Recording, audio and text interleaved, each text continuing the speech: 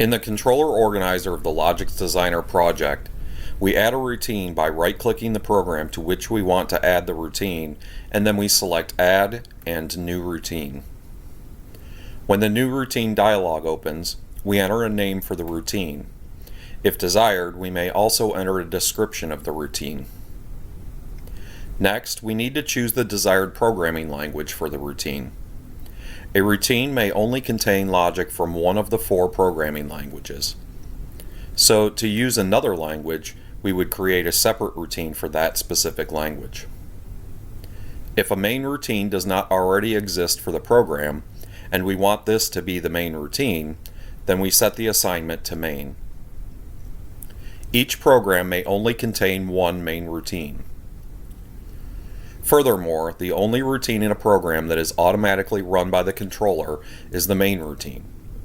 Other routines are considered subroutines that must be called from the main routine using an instruction such as the jump to subroutine or JSR instruction. Clicking the OK button, we see that the routine is created.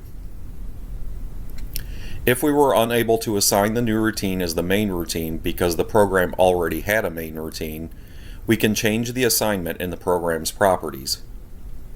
To do this, we right-click the program and select Properties. In the Program Properties, we go to the Configuration tab.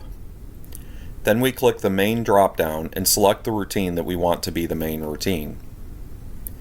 We apply the changes by clicking the OK button.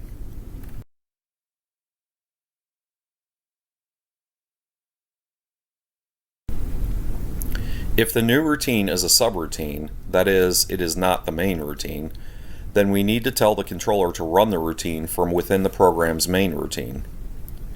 So we begin by opening the program's main routine by double-clicking it.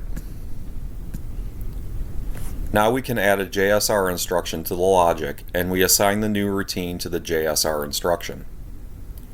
Of course, we can condition the JSR as desired to control when the subroutine will run.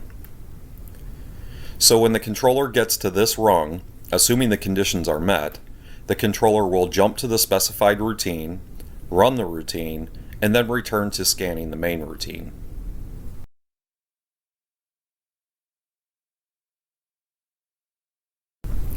Note that if we forget to provide a way for the controller to scan a subroutine, the Logix Designer application will warn us that the subroutine cannot be reached by the controller.